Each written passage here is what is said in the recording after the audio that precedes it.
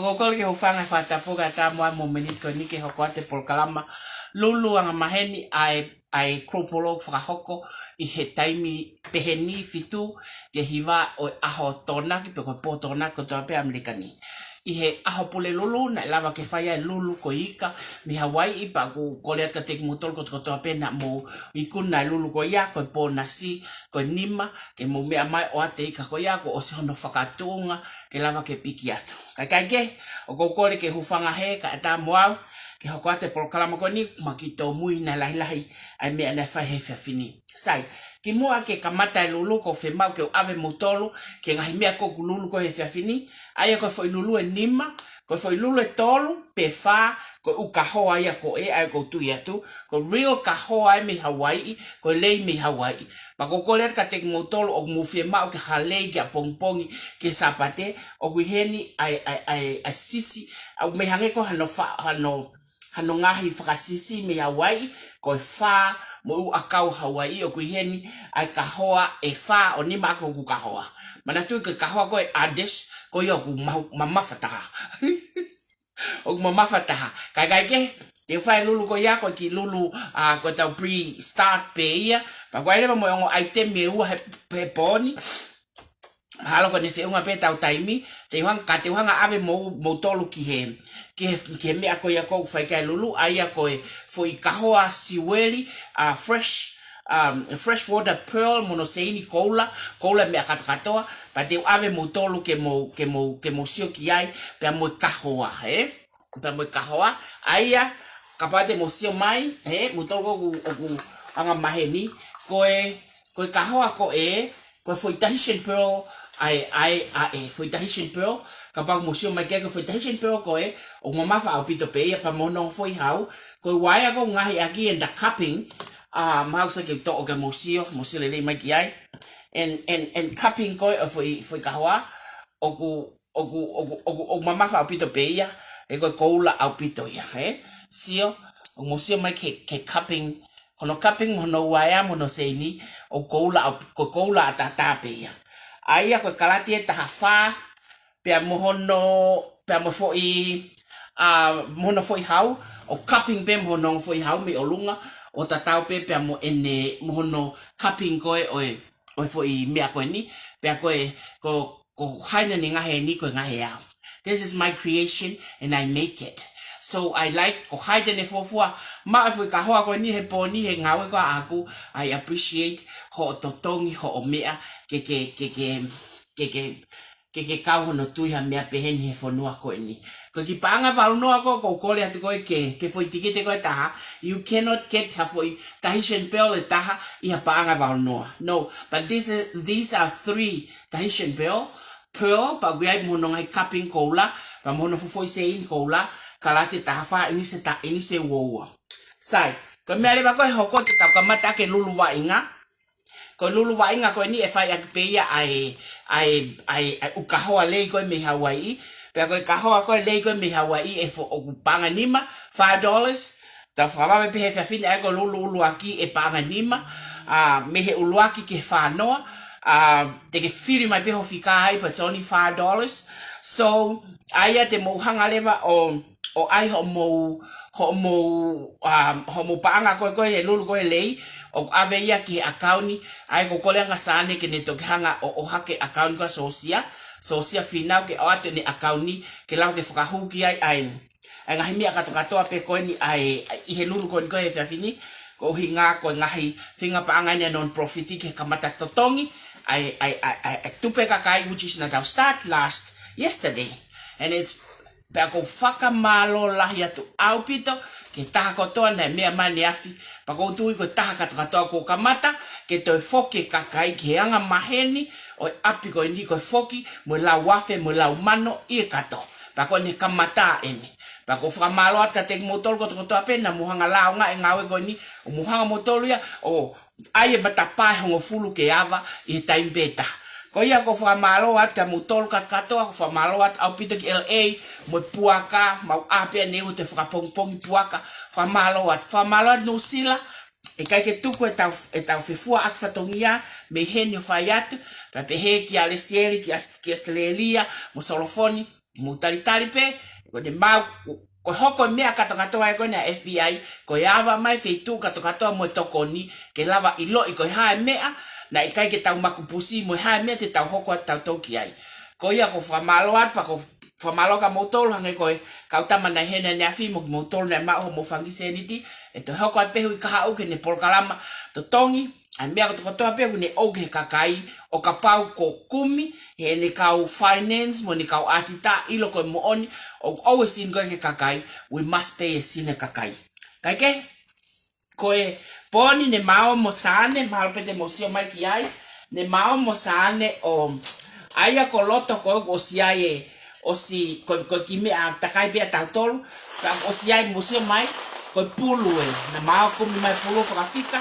ai o fika wake ke whanoa kai takai te hei ia pa ke te homo kitua ai o tu mahalo ko pulu na me ya o no no me tiau na mahalo boia ke tai me ya we ki ai ka koe ke tau te takati tikite ke tau ngau e aki ka no poni ke tau turi tau atamai ke tau mo ngau e ko fonuan ka tu ko fa kuku sai ai apa ko me ale ba hoko te tau alu ke pa ko loto ke to telefoni ke tau o ki ai ke musio ki he ke ngatu lau ni mako fai ake kati e poni pa ne osko ya te matoki foki mai le mosane ke tau kamata hausane ke tau ke loki se musio mai ko e change the camera ke musio ke ngai kahoa musio mai ko ngai kahoa lai ni ko e office oku ko kahoa fa onima ake ai panga nima I foi kahoa and if you like me ke drop au ho kahoa ke tu ke lotu I can drop it e go I hotel pay off my hands so ko kahoa ai ka mo mai leva ke mahua mo sane ke musio ke fungatu la nima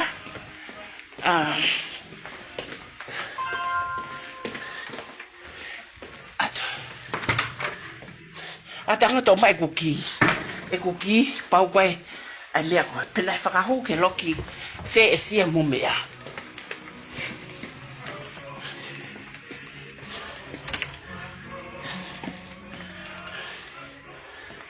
falai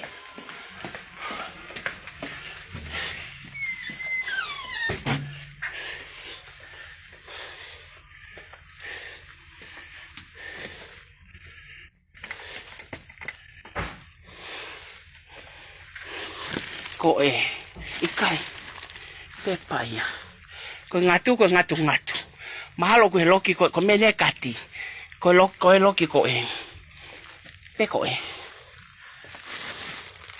ikai ko funga tu ko ilonga pe mama fa opito ia he ko ngatu kapau musio mai ki he ko ngatu fai ake kati he poni ai na o si fola tu pe o musio ki ai in I hono folahi koe ngatu he aho koe ne show ataka mautolu ka koe fu ngatu ai koe ngatu eni o fai ake kati koe poni te mo fangaki kahoa koe ko lau me Hawaii tahaya finegi kono taleliti koe ngahi mea tamate I mai koe nasan pia moe siweli koe na lau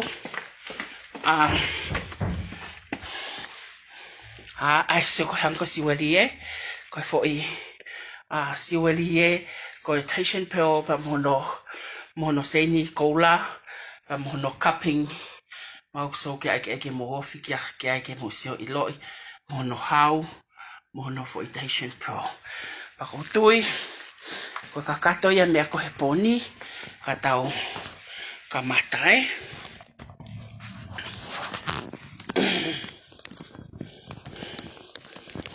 Kue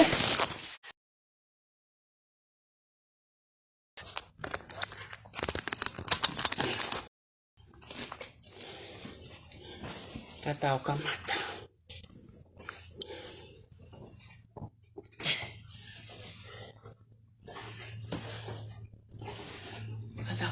leva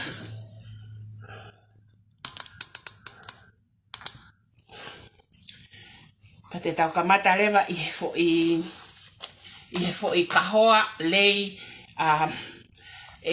taha ko luluakia lulua pe lulu tolu pa ko ni osko lulu tolu pa hoko tu leva ai foi kahoa siweli pa ko ni osko ya te tau toki hoko tu leva ko ia ko mo tolu ko na na fetu taki mai ke siweli o to ton ke mo tohi mai re taimin te mau sosio pe ke pa se sope mo sane ki ai whoever when if ma ai kahoa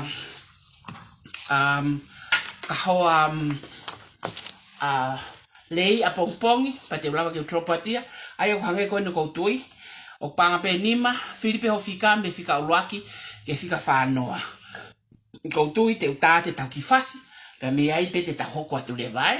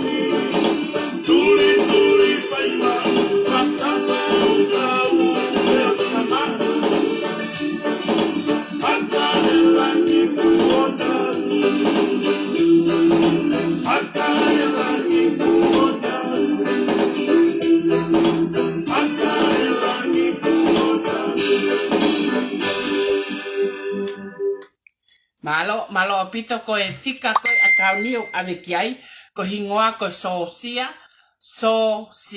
ko hingoa ko sosia pa ko fika telefoni ko nima no atolu fao no ua hivanoa fitunoa nima no atolu fao no ua hivanoa fitunoa pa ko lulu fika uluaki ko fika okutoe ai okutoe pe fika ua toi pe fika ko lulu ko ni panga pe nima O panga pe nima ka ke fili mai aho number.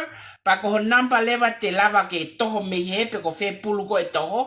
Pa ko de toho ko ia pa ko ia tene mau. Pa pau ke fe mau ke drop auhu ke alu moia ke hao katoanga pe te ke alu moia ke ao ke lotu I will drop it auhu. Aya ko lulu fika ulaki toi pe fo I hingoa fika o toi pe fika wa, toi pe fika ono, toi pe fika hangofulu, toi pe fika tahataha, toi pe fika tahatolu, taha ono, taha valu, ua noa, ua taha, ua tolu, ua nima, ua ono, ua valu, ua hiva, tolu taha, tolu tolu, tolu nima, tolu fitu, tolu hiva. Ko lulu fika ulaki ko ke ukaho alei ko ni for o ko ni a real fresh flowers ko ni o panga pe nima ko ia te ke fili mai pe o fika pa ko pe ka ta mai te doktor hiat ki ai na fika hu hingoa ke kawe. It's $20 to make 4 numbers, to pick 4 numbers. It's not much. Ko ia ko kolet ka tek motori ke mo focus he ta lulu fika ulaki mo ta lulu fika ua mo ta lulu fika tol. Okay, kata ta ki fas. Okay.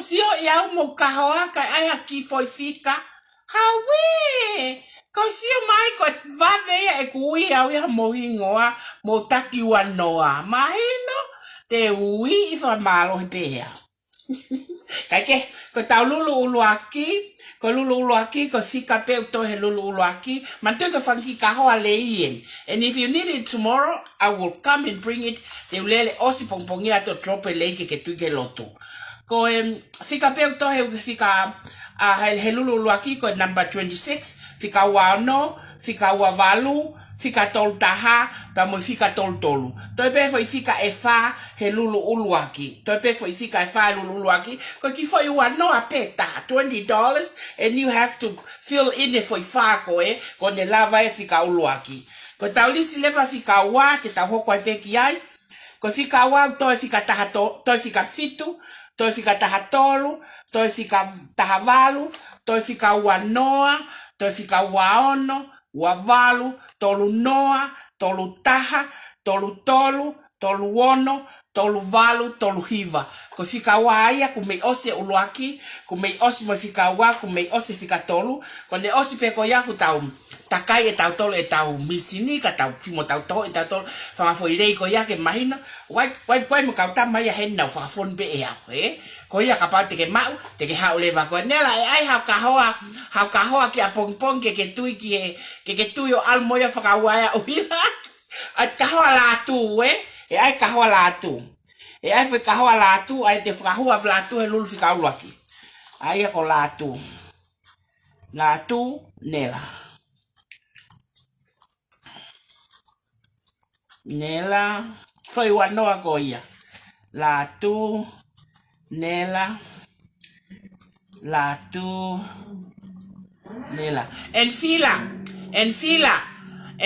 fanongo mai ke sio mai na ai ka taha na ke hanga to taha to tongi mai ene panga te au ka go tu ngai ka ko hen ka usio na ke ai ka nepo if you like to get it a pong ma au ha o mai to la te au ka ate I ka ya ko ma ko a pong so he na usio na ke to tongi la he ka me apa ka ke ma ha pare ka ke hau a pong o atu heota o frafonu ho mongahi tola wanoa te tola wanoa ka pong ke mo frafonu ake mea ka to ni o ka uia to mo hingoa ka koia ka pau ke fe mai ka fila pa ke kama crossen o alere mai pe poni te mai heno au ke hiva and then I'll pull it out from the container o atu ma au ai ka ko na to ko aninai ka koe taululu fika ulaki ko fonu lulu fika ulaki ia ko taululu fika wa leva ai au to pe fika fitu to mo fika taha tolu to mo fika taha nima taha valu wanoa watolu waono tol noa tol taha tol tolu tol ono tol valu tol hiva ko to pe fika ko po so que fika tapu ke to ko ha te ne ma ue ata ta ki foi fácil ai pe mo ta pe ta ki foi fácil que ta mari ia ko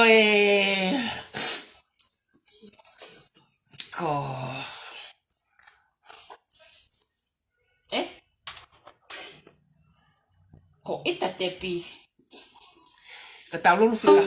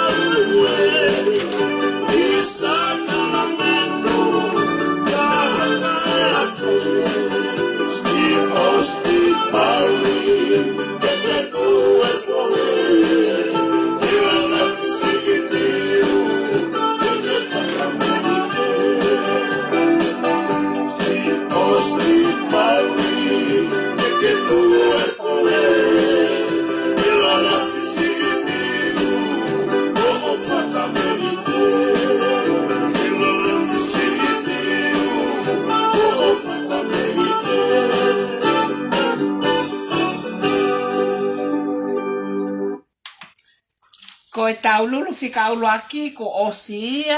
Aya ko tau lua e pene foi ka hoa ko fa. Pa ko osi papa te tau lulu ia.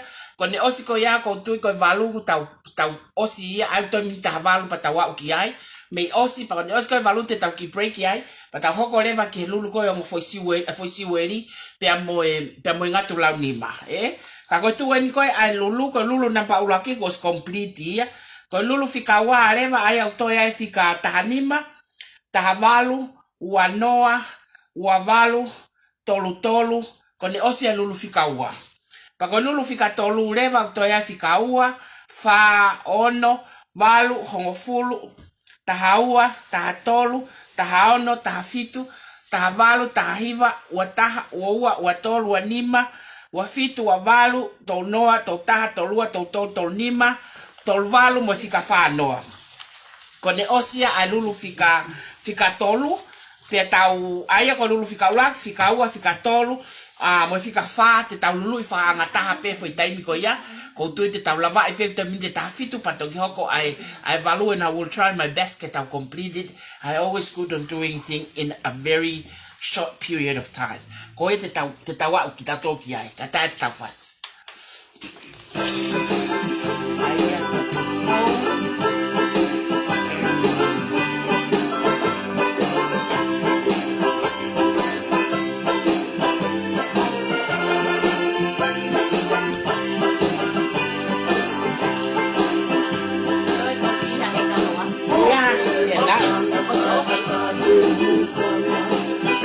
Yellow tu mosi e te tau I waana Fola hakai e tua fia ki e kakala Ale ngai aona tua toka I maanana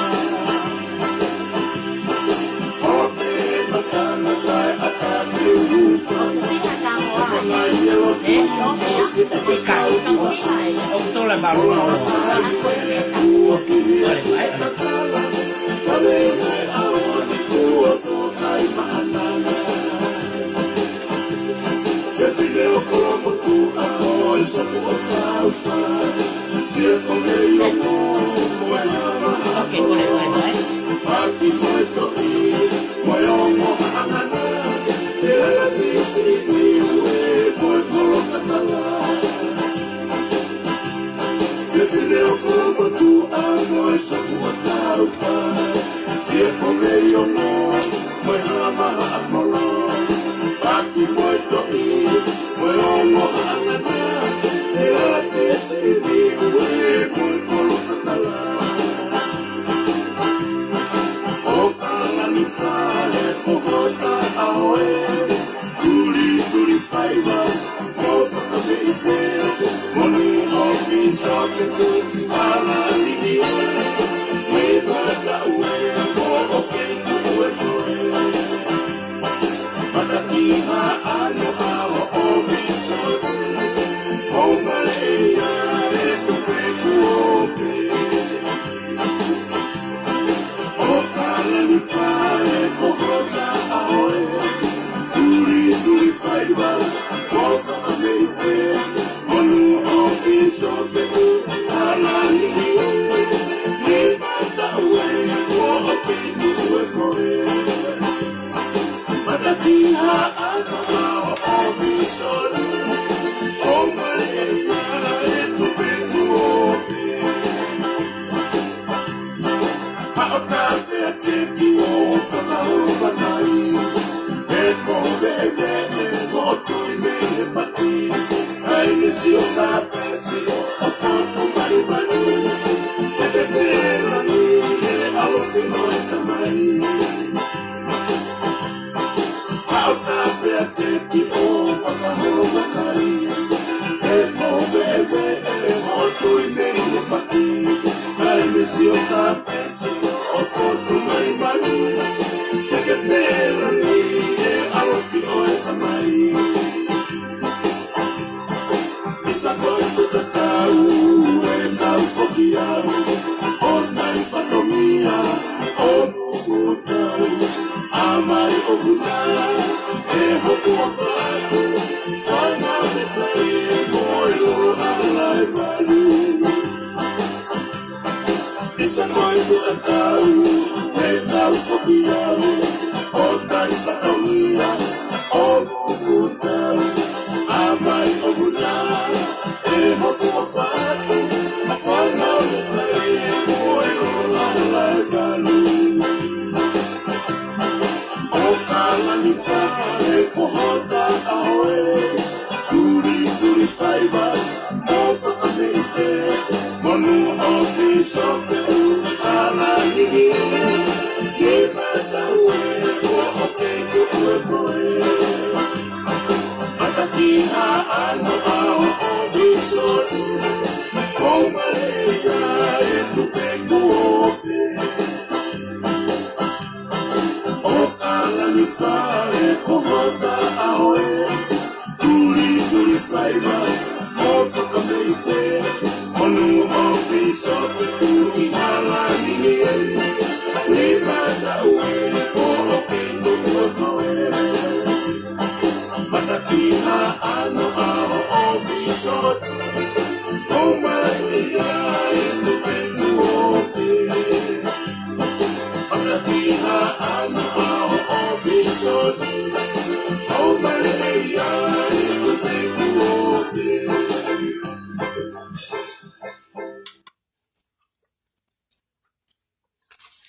ko tau fika wa ko osi ko mau tau fika wa ko fika tolu eni ko mo tolu ku fe ai ha mo kawa ke mo ta mai pe piketi ai foi siweli taha okay kalo ko ne hoko pe foi siweli ai ko takai anga wa ya te hanga leva o atu kalele ta fanga ki kawa ko ni ko me Hawaii ai o kuto mi te taha patawa o ki ai I will go in there.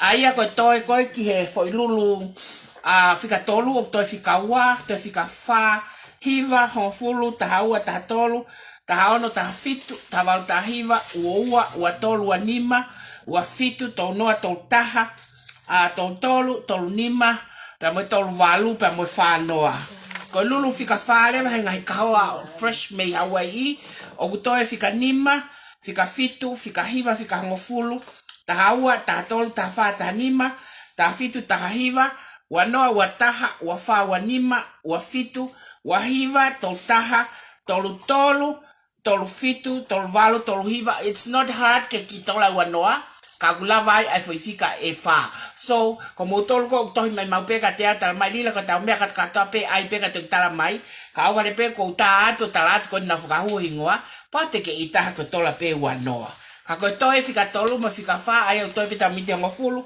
The Aussie, I think I will complete it. Okay, foi faster.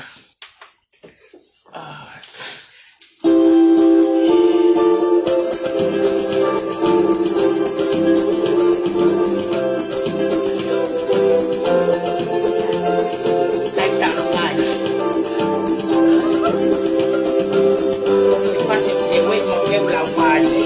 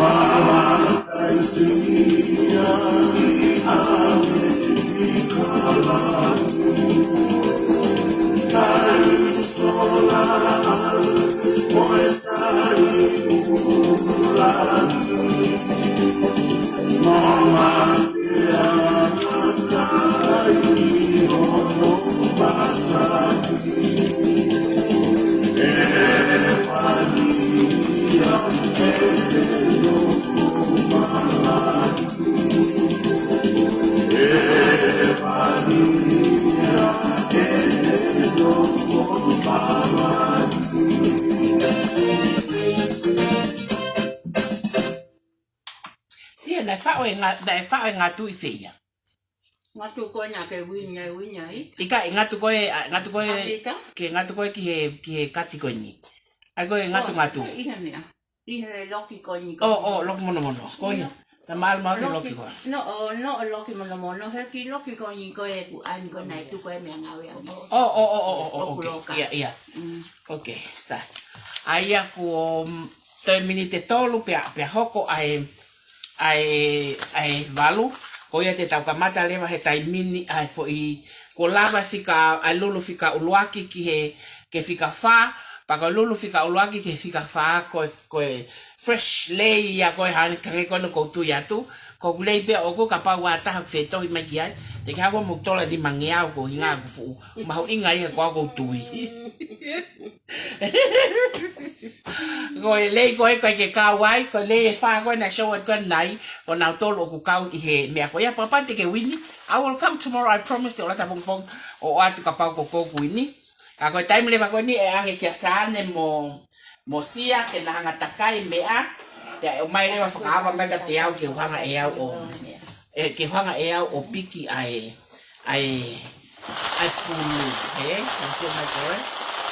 sio mai ke na fa ta ni nai ka mo to o si ya e pulu takai pe ange ko fa ta ko te loto o ko se te mo pulu pe ma to takai pe ya e ma to ko sane o spe pa fa mai ai te to foi pulu fa pulu fica ulaki ke lululaki pulu fica ua ke lulu fica ua pulu fica tol ke lulu fica tol pulu fica fa ke lulu fica fa ka te toho ka te hanga pe ki he o hinga na fa ka sio ki ai wala pe ni ma ki ai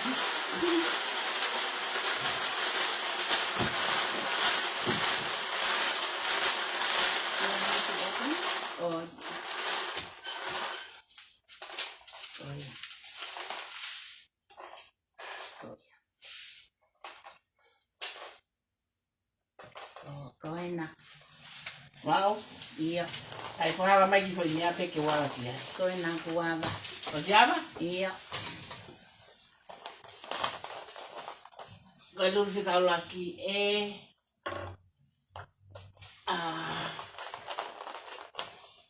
galur fica o aqui mosia mais que na foto que aí galur fica tolo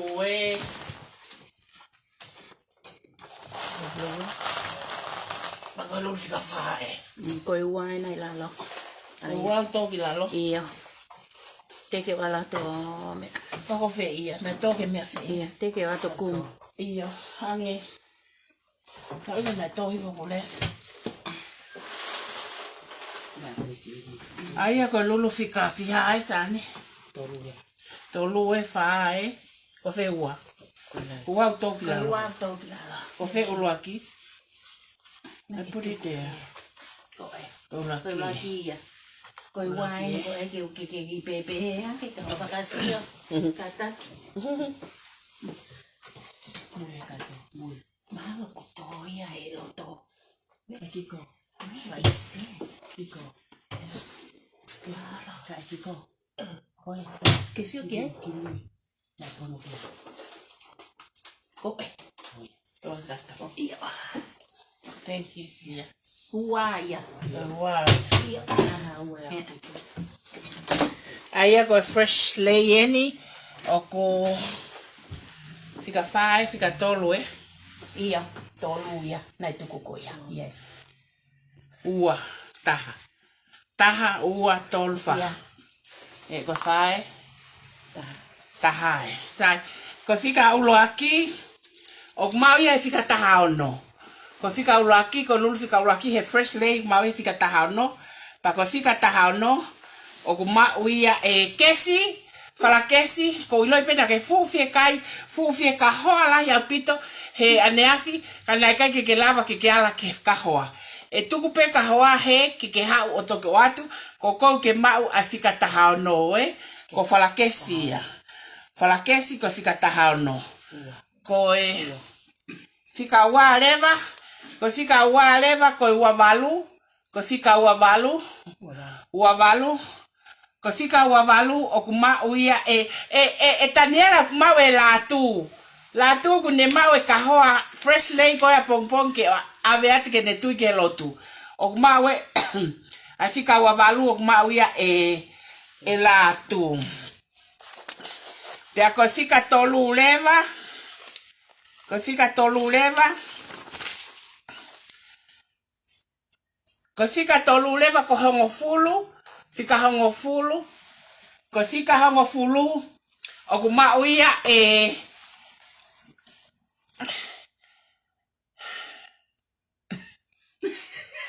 o kuma au. Kako uhinga, te ulava hanga leva fuaki leva au, pe mo fika koi lalo koi hoko hake koi a te au, te fuaki au maa uno una, ko koi ko kahoa malo e tun puaka. Nela iyo ko na mafika wa valo latu te fakle ba ma una ko tolu ia he ko sia he ku kahoa oko pa ko fika fare ko tolua ia fika tolua museo mai ai tolua ko tolua leva ko fika fare leva ko tolua leva o ma uia e vai nga hau. Ko vai nga hau ko tamasi ia, pa kai ke tuia uia. Vai nga hau. Ko na to tikite ke kau he mea. Ka pau ke fe mai ka hoa ko e, pa ke hau leva ke ata pong ke tuia ta. Ka ma e fika tolua vai nga hau. Aia ko ia o ne ma ai ka hoa fika tolua. A pau ne fe mai ka hoa, te ne hau leva o avea. Ko ne osia e tau lulu ki he fresh lay sai ko tau lulu fika ni maleva ko siweli ia pa confirma o ke mo tokanga au pito mai ke lulu ko ni aya te ukamata paka hoko ate taimini a lulu ko ni ke lava ke mohanga mea mo mohanga ilo aya ko fika na yae to taha ko kaloni pana iai mo toko taha ko anau, pana iai mo toko taha ko melefoti, kapag mo whanongo mai taimini, o totonge mo mai o pika mo fika, oa te upiki pe ea. Pako ne osi ko ia ele e tape fasi mo lele kahoa si, mo lele foi, ai kahoa ko siweri, o teki ke lulu ia, ai tau whafufua ko minite tau noa me taimini, ko tau lulu siweli ta ko minito no me ai ko tau lulu leva ai ngatu so ko mo tolu ko mo fe mau ha mo kahoa I he Tahitian pearl pe ko cupping pe mo seini mo mea kata ko koula you can come o piti I he mea ko pe ko kahoa o tola valnoa ka te ke Filipe foi fika peta te ke Filipe foi fika peta I he kahoa ko ni pe ko foi fika ko ya whatever fika te ne mau ko ia ave maana foi kahoa ko ni pa ko kamu ke mau ataha a kahoa ko ni ke lava ke atu ke mousio how unique hono ngahi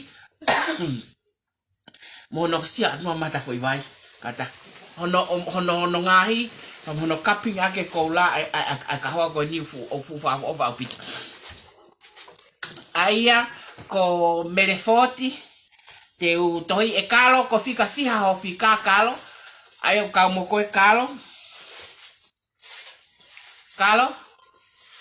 fika fiha ko e kalo I e kahawa ko siweri ni aia pe mo te hiki le va fika kalo ni to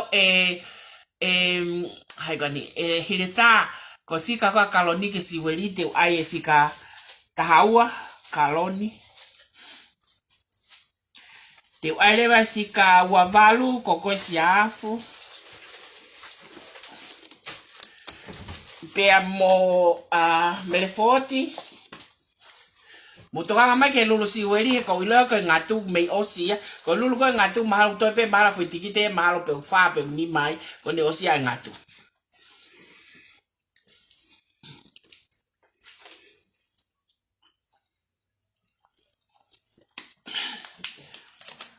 aia ko siafu kaloni kalo ko fika fiha kalo tolua kalo pe mo melefoti ko melefoti te ai fika fiha uoua melefoti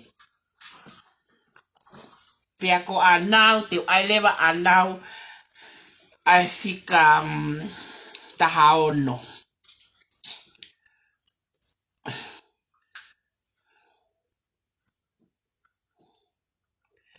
ko foi kahoa siweli o tola valnoa ka foi matala ka motol ke mo ile famole ko famole ko foi mea pe ko tau ko ilalo o fe unga ia mo paanga e kalo ko te wavalu ia ai tolua mo wavalu ya kalo it's worth ka ke ma foi mea pe ko tau ko ilalo ko ke tau te au no noi aia ku wavalu ko kalo ko siafu ku wavalu o stotonge siafu wavalu figa te fikata aia ko kaloni anau melefoti sia kalo whoever mohai fo na fatau aia fika watolu fika tahafa watolu tahafa okay kalo pe moe tahafa kalo 1 2 3 foi tolo a kalo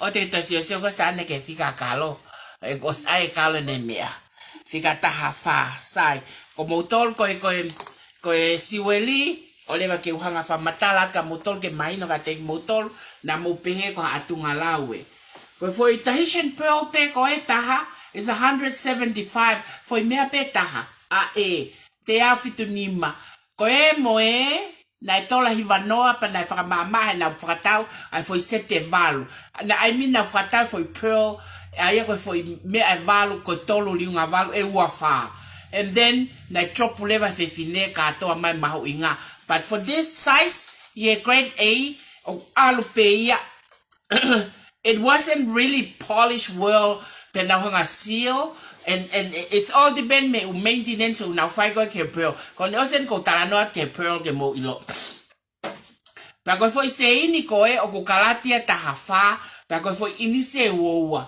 ko foi koula ko o kai ka foi koula lo taha o lo ua o gulo ua foi kola. So, kapate ke whakatau ka havalu noa ni ma I he, kai pete ke au sia e koe vai ua o foi kahoa. Koe koe foi tahishin pearl e tolu, pa koe u cupping koe I olunga ko koe u cupping ko ya. It's very expensive e kola ko ya. So, aia ko loto ke museo mai gai pa mohanga o mahinoi, ai mea ka atoa koe kou atu koe ni, pa koe lo iau ia o koe kakai na o pena tō mai na whanki mea koula. And things, ka koe o sente tala noa ki ai, because I went, now alu o ako ki ono ngai siweri, years ago when I understand. Sai, koe mahale e pehe mo tolu I he siweri, ua valu, kalo ko fika, ko si afu ua valu o spike si afu. O spike si afu ua valu, ka ko fika, ko tahafa, tolua, mo ua tolu. Tahafa, tolua, mo ua tolu. Ko fika ia. Sai, aia ko ne tu ko ne, e taimini te uloto ke wang whamatala te pearl malo, wope kakaia koe. Koe mea koku ilo koe kakai mama whange foi pearl la aku ia. Mama ange ne foi pearl la ana. Things like that. Sai, ai ke uhanga whamatala ka motolo nature koe o maka koloa ke muhanga understand. Oku iai a honongo onongo characteristic e ua oku mauia e maka tatau pepe koe maka milalo fonua pe tatau pepe koe pearl me osen. Sai. Koe ulo aki, koe natula maka o momoko. It's very cold. Aia kapati ke tō mai ai foi pearl o ai koko ahe o momoko, koe foi pearl mo o nia. Aia koe ta whamea tato ke tupu hake au ne ai whapehe ke hanga esi paka mavau ai mea pa koe mea loi. O ku seal ka atoa pe mea moni mo mea loi, o koe kaha mea tai seal. So the better o na hanga sealed ai foi pearl, pe mo whatever pe koe cheiti, pe koe akeiti, pe koe emalata, pe koe sapphire, pe koe ametisi. The better they seal it, he ke lava ta esi. Ka kono characteristic o momoko o momoko. Why? Because they are deep from the ocean and they are deep from the ground. And this is why o momoko ai. Pa kono wa leva o heavy. E koe fatai me taha, o kualata o whakafofai ha foi kahoa hata ko kualata pia mo ni ma pehe ia tono kahoa. I just like to feel it because ko feel pia ku like and I know ko mea loi. So ko mea ko o moni o mamafai. It's not mamafai expensive but it's very heavy. Aya ko tahaya ngo two characteristic o siweri mo oni o very cold and then it's very heavy.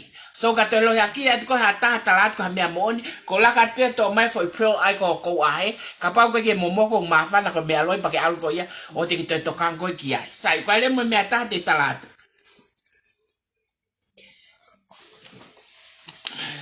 kapau le ko ha pearl te alu fakatau pa ko pearl ko ia o ku fo tatau o ku fo tatau io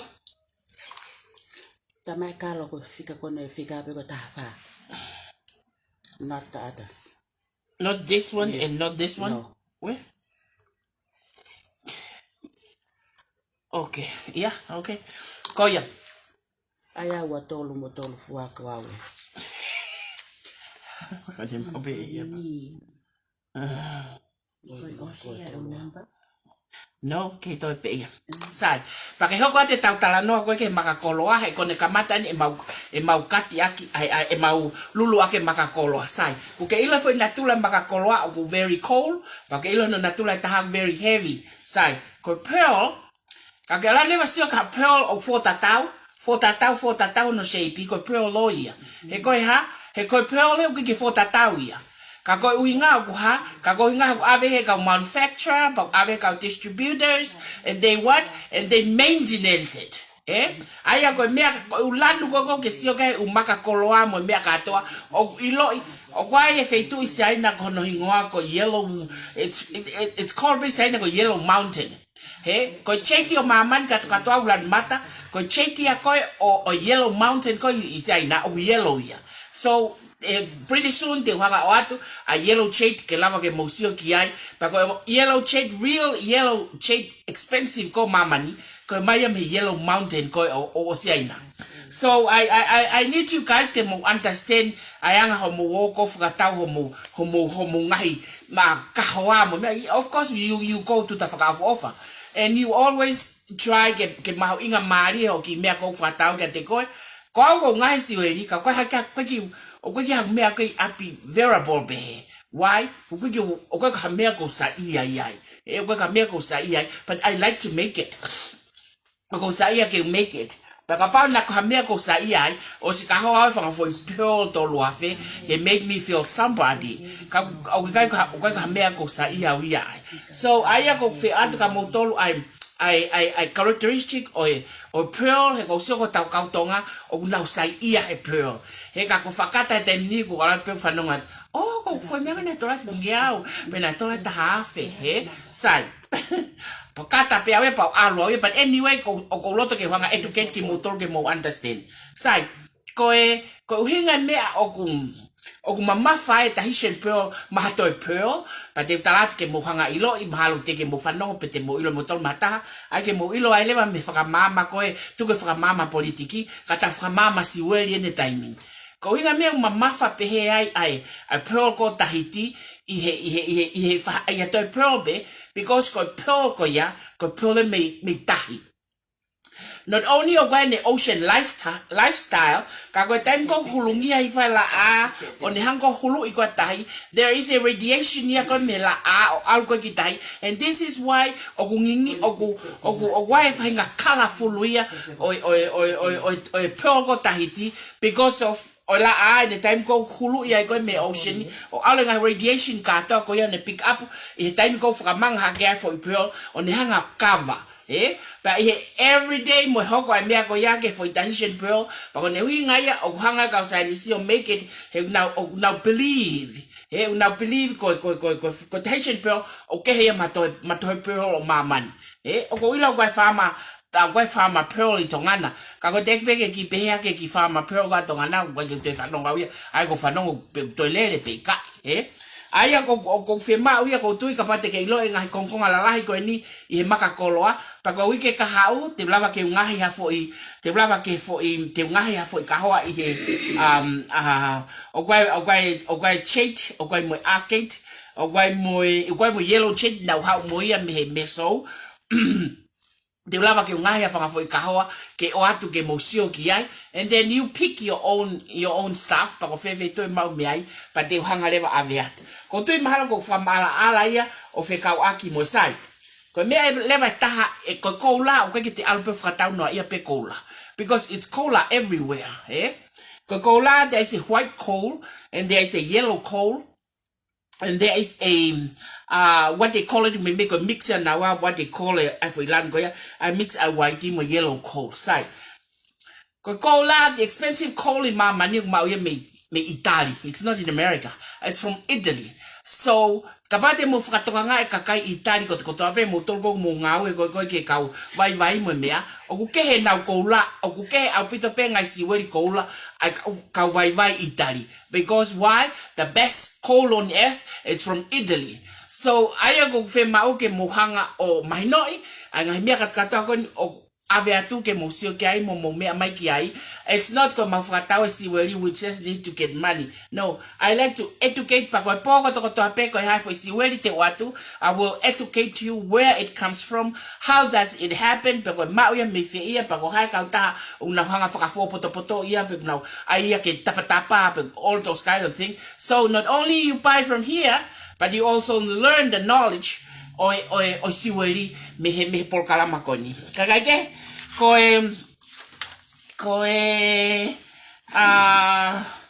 pick a number. So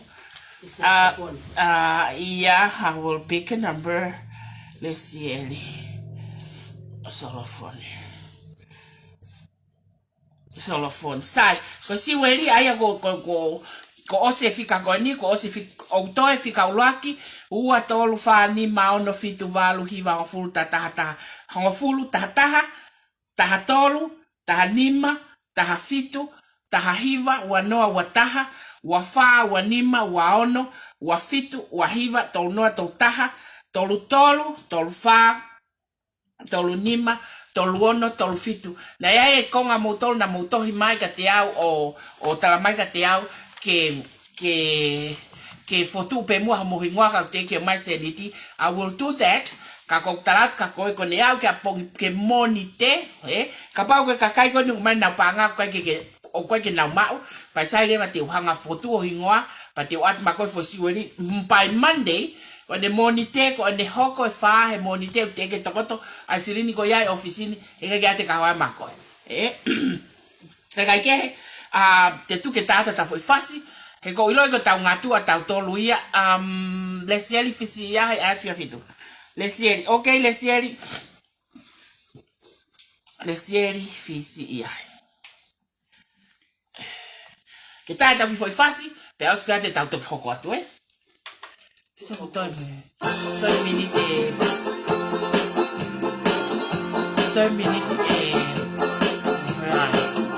mo fulu beha ngatu ya ko tu ya mo stay o se ngatu I have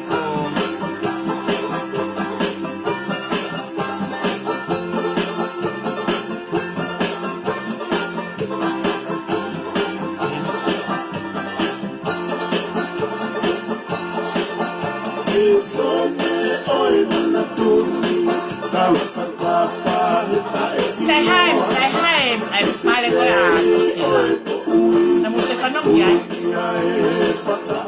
O paloto. Es que toqueo que monite que toxio.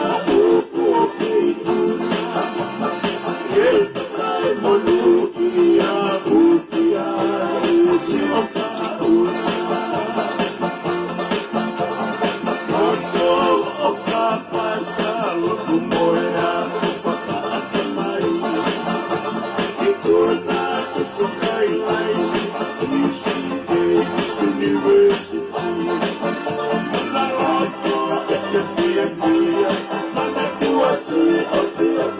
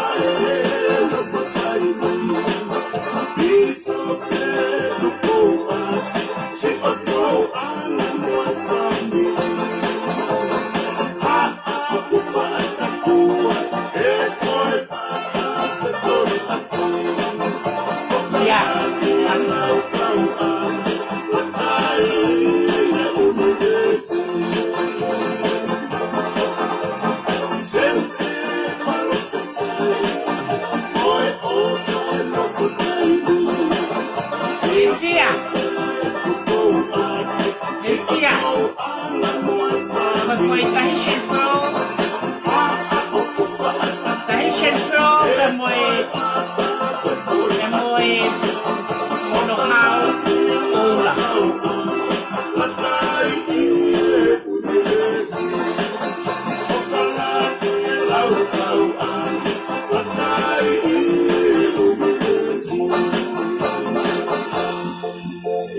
Sai octoe tamini tenima. Alicia, ko meu kate taimini ko foi seini ko kahoafra ko Tahitian Pearl mono hau kapingi ko koula pe mono foi seini fut ini se woa a kalati tafa. So ko ko meu o kate ko taimini pa ko fika ko osi ngai fika eni ka fika o laki ke whanoa pa ko fika no toe. O toe fika wa, mo fika tolu, nima, ono, balu mo hiva, toe mo tahataha, toe mo tahatolu, toe mo tahanima, tahafitu, toe mo tahahiva, toe mo wanoa, wataha, toe pa mo wafa, waono, wafitu, wahiva, tolnoa, toltaha, toi mo tolu, toi mo fa, tolu ono, toi mo valu, toi mo whanoa. Okay, sia.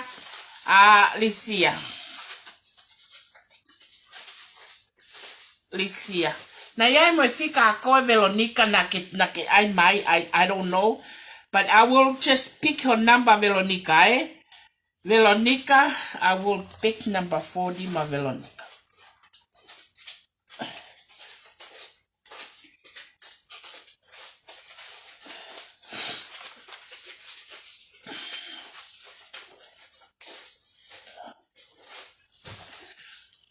Koeni o si piki si ae malo apito. Malo apito te detae te tau foi fase taha pa koutui me iai e la valeva ke tau sio ke foi isi welipo ko hame autoe and then we go from there.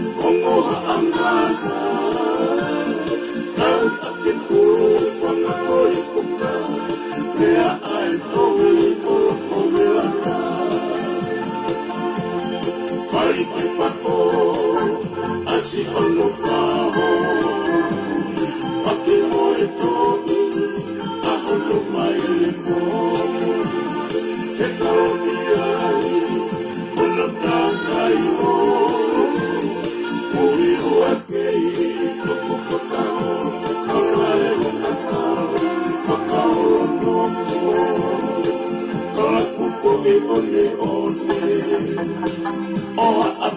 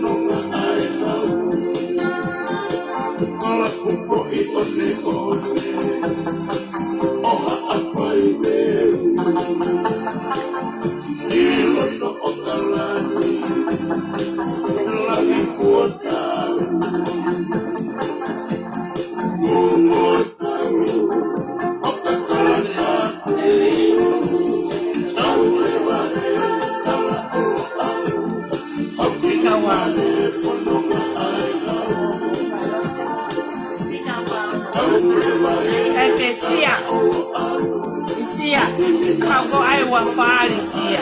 I'm sorry.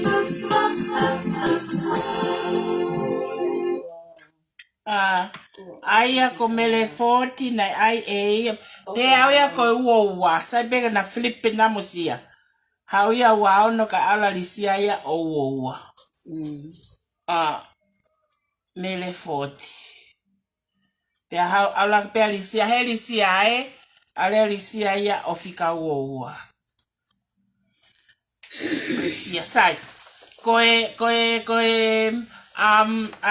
fika koutoe, outoe fika tolu, fika nima, fika valu, taha tolu, taha fitu, bea moi ua taha, ua faa, ua fitu, ua hiva, tolu taha mo tolu ono. Koe toe siweli, tolu taha mo tolu mo tolu ono. Koe fika koutoe koe ngatu na osi pe ia aho falaite koe atopule lulu, koe ngatu outoe pe fika uluaki, mo fika hongo fulu, fika ua tolu, fika tolu ua, mo fika tolu hiva. Tope, ai fo I fika nima ngatu. Koe tereska ngatu ko osia. So, Como tolu ko fe ai ko ngatu lau ni ma ko foi tikite ko ia na fe unga mo opanga wangea foi tikite ta. Aia foi tikite etaha ke whanoa pa ko tikite ko toe to pe fika uluaki, fika wahiva, fika hongofulu, fika tolua mo fika toluhiva.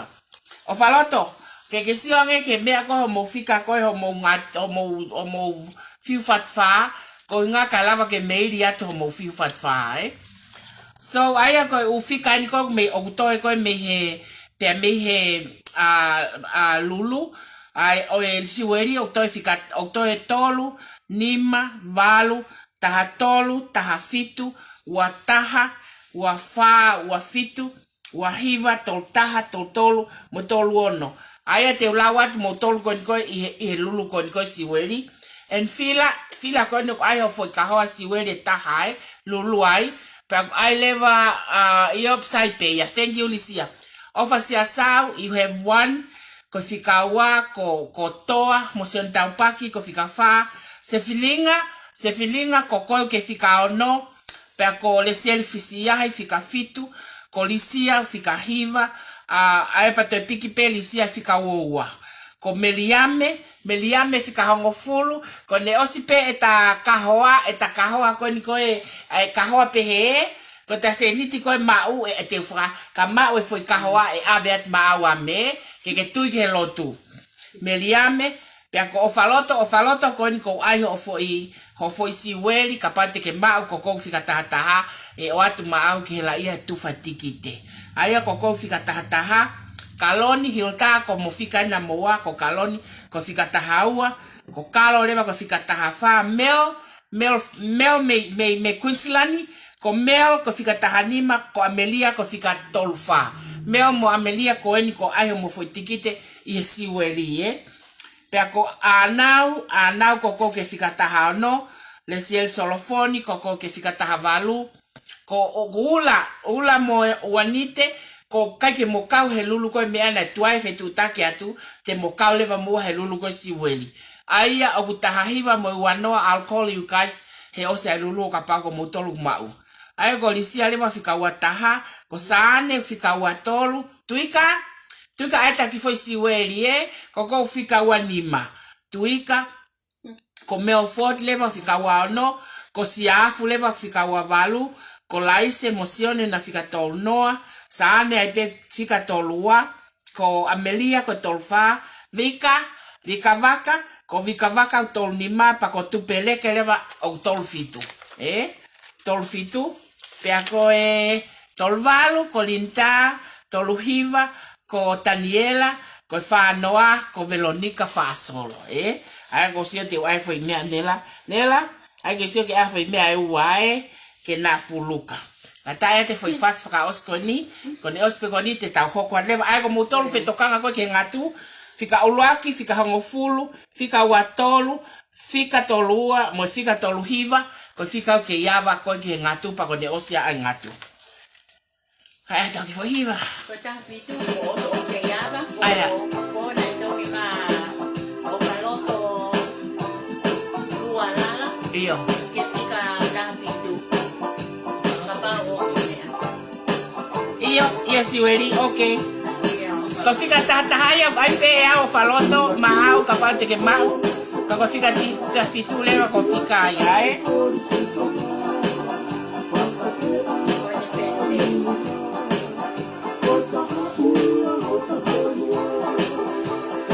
que hace fica rocolo en la mau rocolo. Ay mira.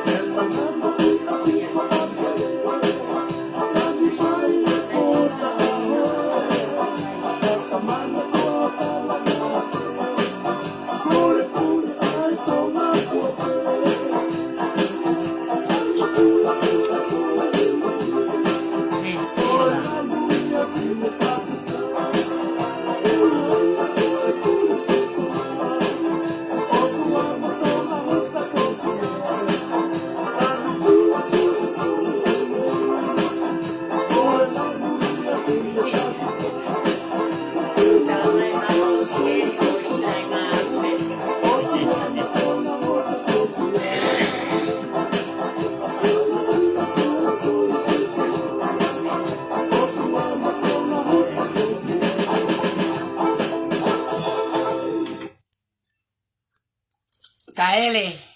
Ai be foi tipia que ai que ua foi ficar na maue. O facia sao. Sai, ko toi leva toi pe fica valo. Toi pe fica valo. E si weli. Toi me fica ua taha. Toi me fica ua hiva. Toi me fica tolu taha. Kone osi a koe ai. Kone osi ai si weli. Pa koe foi mea leva koe ngatu toi pe tolu. Ai toi fica hongo fulu. Toi fica ua tolu mo fica tolua. Kone osi ai ngatu. Ai aso toi ta minte taha hiva. Pea osi te tau hanga peta to tae foi mea koe ni. I hene tu koe ni. Ko siweli ai a koe ma whakaha atu. Ko siweli oku tola val noa. Ka atu kata foi se ti mo foi se ini ko koula. Pa mo foi tahi shen pearl. Pa koe ngatu lau nima na maos whakaha atu. Ai ngatu na maos whakaha atu. Ngai aha koe no tupei. Ai a koe ngatu pa ngai wangeau. Ko lau nima ka aku toi pe fika hongo fulu. Fika ua tolu. Mo fika tolu wako ne osia ngatu. Ko siweli lewa toi fika valu. Toi fika valu, toi fika ua taha. Toi fika ua hiva, pa toi fika tolu taha. Ko ne osia koe ai ongo mea lalahi koe poni. Ai ako mou tolu koe kai koe ke mo kei. Ke mau ke ai ha mou mea na mou laki kono taimien. Bak toi si. Kai tae te tafo i fasi whakausi. Se ok toi pe tau minite taha valu pa tau osi lewa poni. Ka tae te fasi hoko.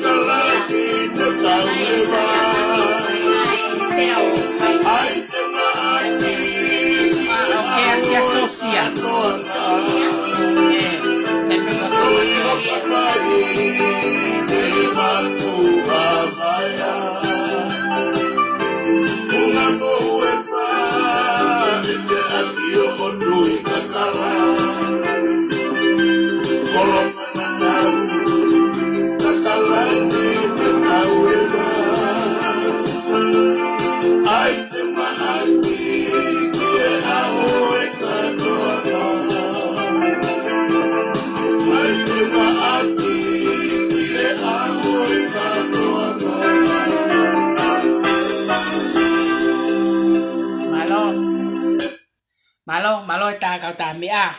Ko de tu ko tai mini ko to pene ta mini ta tolu pe o se taimi o se ai hiva pe hoko hiva ai ko de tu ko tai mini ko fika ua I siweri avange masaya vake saya ai na to fika ua pe mo fika valu pe mo fika ua hiva ko ne o se siweri so saya ai fika ua pe mo fika valu o tola pe valu no ai ko foi valu no pe ua Aya kapau winia pa o atu leva ai foi kahoa makalo kako katia pon aya ko ne to ko tai mini to pe fika ai fika wahiva ihe siweri pe ko ngatu ko ose ngatu ai ko de kakato foi fika ko anima ko ngatu hono tapuni mai aya oku ose ngatu ko lulu ko ni lulu fakataha pe lulu fakataha pe lulu ko ni o siweri pe mo lulu ko ngatu ko ia ko tapuni ai ngatu ko to pe fika wahiva ihe siweri pa ko ni osko ni masa ke to fa ki foi talunga mo fese talunga okay ota ta city ke mai city ke ta ke mari etau me ko no fai mo tau ko tonga ke fia pe ko silini kato o farahu kato ke akauni o sele kato ke hingoa ko sosia final pa ko ne fika telefoni ko nima no atolu fa no ua hiva noa fitu noa ko fika sosia ko mea kato I kati mo mea kato ko ya o alu kato ya ki he akauni ko ya no to fai ngawe me yai ki he mea ko ni ogma fai ke fai fundraise ko ni pe o ko tu mahalo ihe ngahi ke va veni mai me heni ko hai ko le sieri kun fe ma o wahiva oh thank you Lesieri solofon Lesieri solofon aya kone osia kone kakato ya ko amea o ya wesia ha o faka aya ke ma sane palaki mani ngalo ke palaki ilalo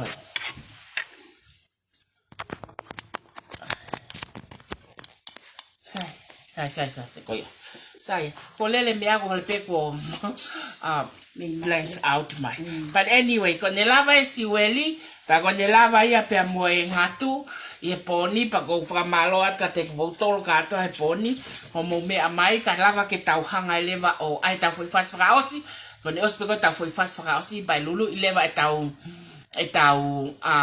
ko hai e ku to mai ko Lesieri iyo pa ko osi ko ya pa e lulu leva e tau mo foi me ko ni ua kone ospeko ya kone lava ya poni pa go fra malo at we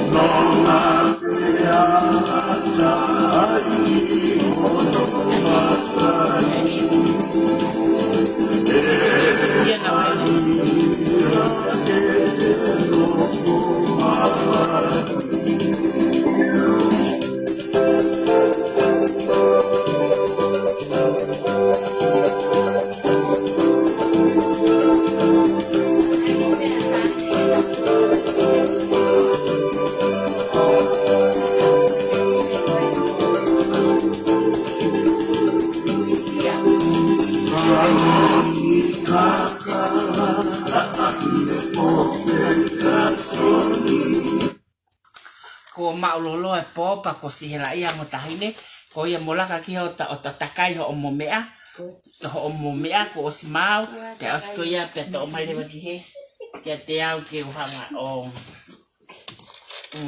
takai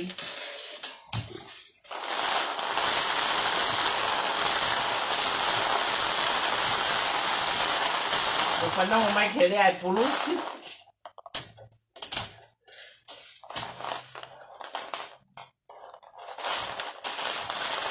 de mosio mai la kaga mo pe ko hai mosio bien pulo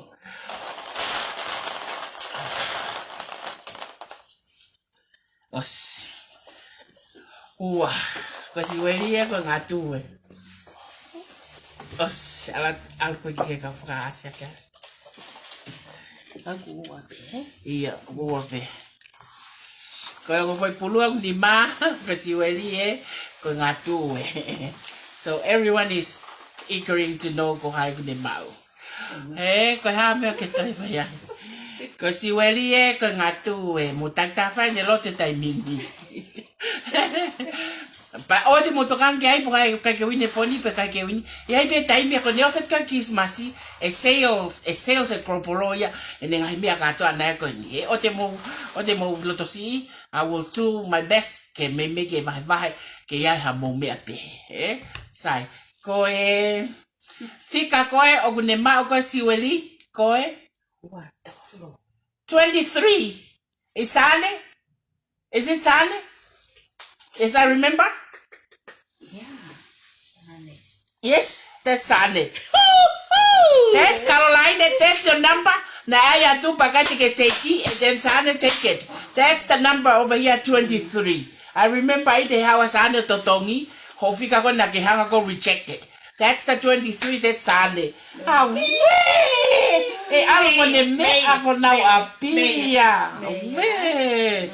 and this is tangatu. Ko ngatu le vai pe ko hai ne mau. 9. Number 9. Ko number 9 ko ko ufika katoa ko na hiki katoa pe ia I hingoa ko grobolo. Aya ko ufika katoa ko guava katoa ko na hiki katoa hingoa ko grobolo. So ko ngatu ko ni o to no fo pe hai grobolo.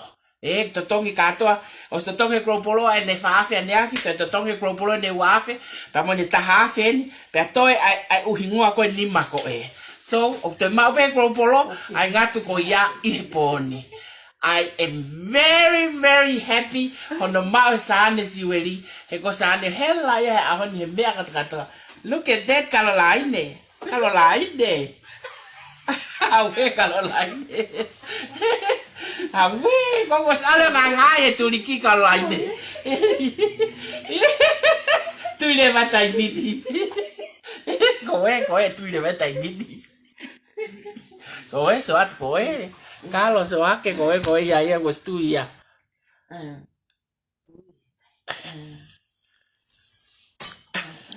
Kaiketa tu usea uli.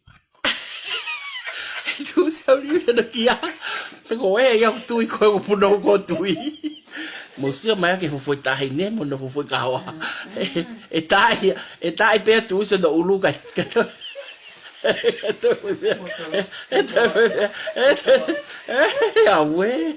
Awe alge lotu aonga. Te unga mosane ke alme ke lotu. I'm very pleased you have it. I'm very glad. Ko ia ko fiat ka tek motolo. Ana mo kau mai ke kati ko ni poni. Ko fia pito motolo na te ke aveto moika.